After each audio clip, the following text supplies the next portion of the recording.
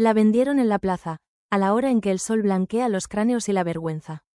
Su padre, un hombre de hombros caídos y aliento a alcohol, no levantó la vista del suelo mientras don Artemio, el cacique de aquel caserío sin nombre, la sujetaba por el brazo y la exhibía como a un animal recién marcado. El precio fue una deuda de cantina perdonada. El pago, su vida. Nadie dijo nada. Las mujeres se santiguaron, los hombres desviaron la mirada, cómplices en el silencio que la condenaba a servir al sádico hijo del cacique. Pero mientras la arrastraban por el polvo, en la quietud de sus ojos negros no había rendición, sino la calma gélida que precede al rayo. Esa noche, cuando una tormenta de arena se tragó el mundo, Elira. Tenía 18 años y la edad del desierto en los ojos. Elira, un nombre que nadie pronunciaba, un eco perdido en un caserío sin nombre en la frontera entre dos mundos y ninguno. Era mestiza, con la piel tostada por un sol que no conocía la piedad y el cabello negro como el interior de un pozo seco. Su silencio no era una elección, sino una cicatriz. A los 7 años, vio cómo unos bandidos le arrebataban la vida a su madre, y el grito que se ahogó en su garganta aquel día se convirtió en un nudo de piedra que le selló la voz para siempre. Desde entonces, su mundo se llenó de un ruido interior, el recuerdo constante del acero contra la carne y el olor a miedo. Sus ojos, inmensos y oscuros, no reflejaban el paisaje, sino que lo absorbían, guardando en su quietud la violencia del mundo que la había enmudecido. Su cuerpo era un mapa de ausencias, delgado hasta parecer etéreo, una figura frágil que se movía entre las casas de adobe como una brizna de hierba a punto de romperse. Vestía harapos, retales de telas que habían pertenecido a otros, pero siempre, aferrado a sus hombros o enroscado en sus manos, llevaba un rebozo deshilachado. Era el único vestigio de su madre, un ancla a un tiempo en el que aún existían las palabras y el calor de un abrazo. Para el pueblo, Elira era menos que un fantasma. Era una mancha, una ofensa a Dios. Los niños, crueles en su inocencia, le lanzaban piedras que levantaban nubes de polvo a sus pies. Las mujeres se santiguaban a su paso, murmurando plegarias para alejar el mal augurio. Los hombres la desnudaban con miradas que mezclaban una lástima hipócrita con una lascivia animal. Su silencio era su condena, la prueba irrefutable de su inferioridad. Su padre, un hombre quebrado por la culpa y ahogado en alcohol, la veía como el recordatorio viviente de su propia cobardía. Era un castigo divino, una boca inútil que alimentar, una presencia muda que llenaba la pequeña choza de una tensión insoportable. Nunca la miraba directamente.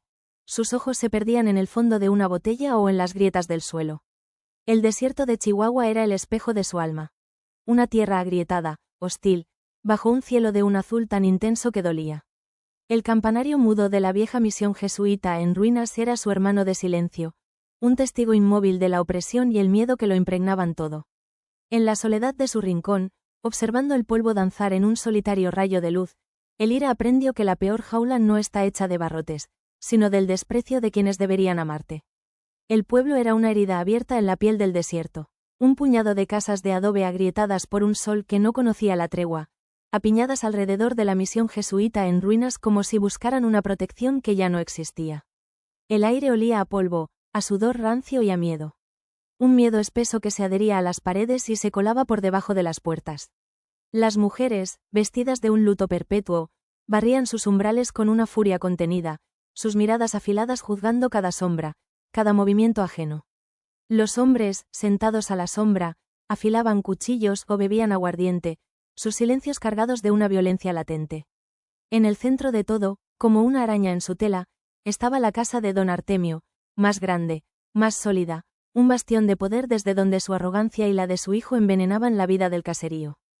Más allá del pueblo, el desierto era un dios implacable, una extensión infinita de tierra cuarteada, salpicada de cactus retorcidos que parecían brazos suplicando a un cielo vacío. El calor era una presencia física, una manta pesada que asfixiaba el aliento y deformaba el horizonte, creando espejismos de agua que eran solo una burla cruel. El viento, cuando soplaba, no refrescaba. Arrastraba un polvo fino que se metía en los ojos, en la garganta, un recordatorio constante de la fragilidad de todo lo vivo. Era un paisaje que no ofrecía refugio, solo una soledad abrumadora que magnificaba el aislamiento de Elira. Cada roca, cada espina, cada sombra fugaz de un buitre en el cielo era un reflejo de la hostilidad que sentía en su interior, un mundo exterior que confirmaba que no había lugar para ella en ninguna parte. La hora en que el sol blanquea los cráneos y la vergüenza llegó sin piedad. Fue en la plaza, sobre la tierra seca que se bebía las sombras. Su padre, un hombre de hombros caídos y aliento a aguardiente, no levantó la vista del suelo mientras don Artemio, el cacique, la sujetaba por el brazo. La piel de Elira, acostumbrada al roce de la tela gastada, sintió el calor de aquella mano posesiva como un hierro candente. La exhibió ante todos, girándola como a un animal recién marcado cuyo destino ya no le pertenecía. El precio fue una deuda de cantina perdonada. El pago, su vida. Nadie dijo nada. Las mujeres se santiguaron con dedos temblorosos, los hombres desviaron la mirada hacia el horizonte, cómplices en el silencio que la condenaba a servir al sádico hijo del cacique, un joven de ojos muertos y crueldad precoz. Esa noche, el desierto rugió. Una tormenta de arena se tragó el mundo, borrando las estrellas y el contorno de las casas de adobe. El viento aullaba como un alma en pena, azotando las paredes de la choza de don Artemio, donde la habían encerrado a la espera del amanecer y de su nuevo dueño. Pero en la quietud de sus ojos negros no había rendición, sino la calma gélida que precede al rayo. Mientras el mundo se desintegraba afuera, algo en su interior se recompuso con una claridad aterradora. Deslizó el cerrojo de madera, una pieza gastada y floja, y se fundió con la oscuridad y el caos. No corrió hacia un lugar, sino lejos de uno. Cada grano de arena que le arañaba el rostro era una caricia comparado con la mano del cacique. Prefería la muerte en la inmensidad a la vida en la jaula.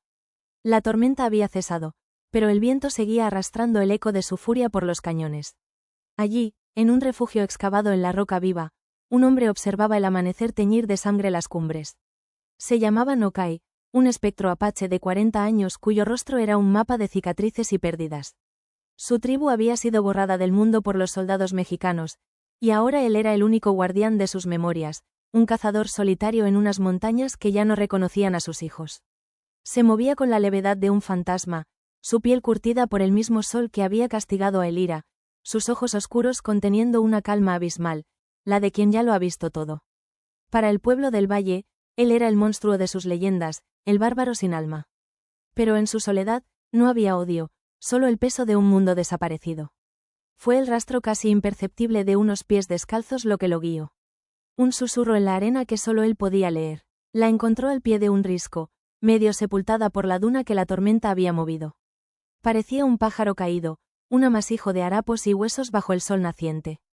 Nokai se acercó con la cautela del cazador que encuentra una trampa.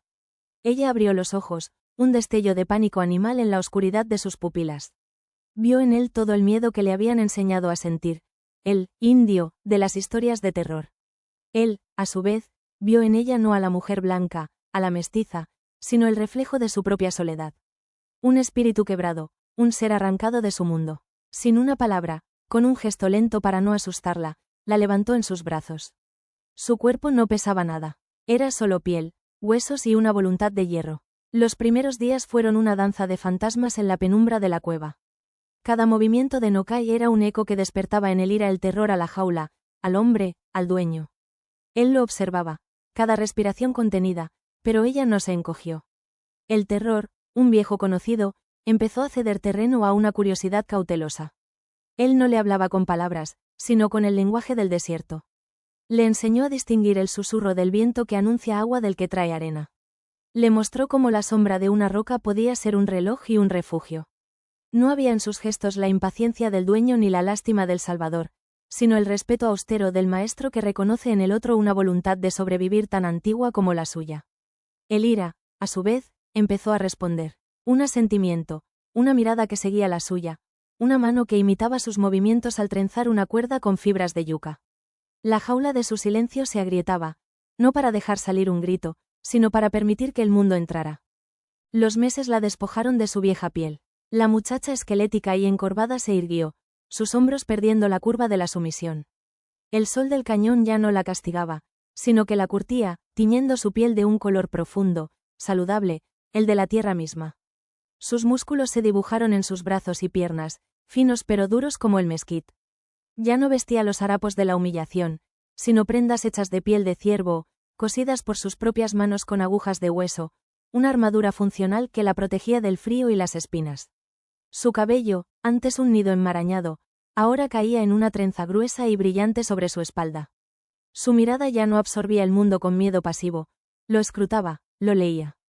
Sus ojos negros habían adquirido la agudeza del halcón, capaces de distinguir el movimiento de un conejo a 100 pasos. El cañón era una garganta de piedra que se cerraba sobre ellos, un callejón sin salida bajo un cielo indiferente. Los hombres de don Artemio aparecieron en el borde superior, siluetas negras recortadas contra el sol. El primer disparo no fue un aviso, fue una sentencia. El plomo desgarró el aire y se hundió en el hombro de Nokai con un sonido sordo, húmedo. Él se desplomó contra la roca, un gruñido ahogado escapando de sus labios mientras la sangre brotaba, oscura y espesa, manchando la tierra sedienta. El Ira no gritó, vio el cuerpo de Nokai, el triunfo en los ojos de sus perseguidores que comenzaban el descenso, y el mundo se detuvo. El miedo, aquel viejo parásito, fue incinerado por una rabia fría, pura. La presa acorralada levantó la cabeza, y en la profundidad de sus ojos ya no había una niña vendida, sino la calma letal del depredador. Su silencio se hizo denso, una fuerza tangible. Mientras los hombres se acercaban, deleitándose en su victoria, sus ojos no buscaban una escapatoria, sino un arma. La encontraron en la propia montaña. Sus dedos se cerraron sobre una roca suelta en la base de un precario muro de piedras. Con una fuerza que nació de la desesperación y el odio, la arrancó, desencadenando el infierno. Un estruendo atronador engulló el cañón mientras la ladera se venía abajo. Polvo, gritos y el crujido de huesos. Cuando el silencio regresó, pesado y polvoriento, el paso estaba bloqueado. Sin dudar, tomó el arco de Nokai. La madera se sintió como una extensión de su voluntad. Tensó la cuerda, su mirada fija en el rostro aterrorizado del hijo de Artemio. La flecha voló, un silbido agudo, su único grito. Un grito que encontró su blanco. No volvieron la vista atrás. La justicia poética no necesita aplausos, solo el peso del silencio que la sucede. El Ira dejó caer el arco junto al cuerpo inerte del hijo del cacique, un punto final escrito con madera y tendón. Se arrodilló junto a Nokai, rasgando un trozo de la piel de ciervo que cubría su propio cuerpo para presionar la herida sangrante de su hombro. Sus manos, firmes y seguras, ya no temblaban. Él la miró, y en la profundidad de sus ojos no había gratitud, sino un reconocimiento ancestral, el del lobo que ve a su par. Con el brazo sano sobre los hombros de ella, se pusieron en pie. Dos figuras erguidas contra el cielo polvoriento. No caminaron hacia el pueblo, ni hacia el pasado. Se adentraron en el corazón de las montañas, desapareciendo en la inmensidad, un hombre y una mujer que habían encontrado su tribu en la soledad del otro. Nunca más se supo de ellos. Su rastro se borró en las tierras altas, donde el aire es más puro y el silencio no es una condena, sino un idioma. Algunos dicen que sus sombras aún cabalgan en las noches de luna llena, dos espectros unidos por un lazo más fuerte que la sangre o la palabra. Otros juran haber visto el humo de una hoguera solitaria en los picos más inaccesibles, el testimonio de una vida construida lejos del juicio de los hombres. Dejaron atrás un pueblo ahogado en su propia miseria moral y se llevaron consigo la única verdad que importa. La dignidad no se otorga, se conquista. Su historia se convirtió en un susurro en el viento, un cuento para asustar a los tiranos y dar esperanza a los rotos. ¿Y tú, habrías tenido el valor de ver un alma donde todos solo veían una herida?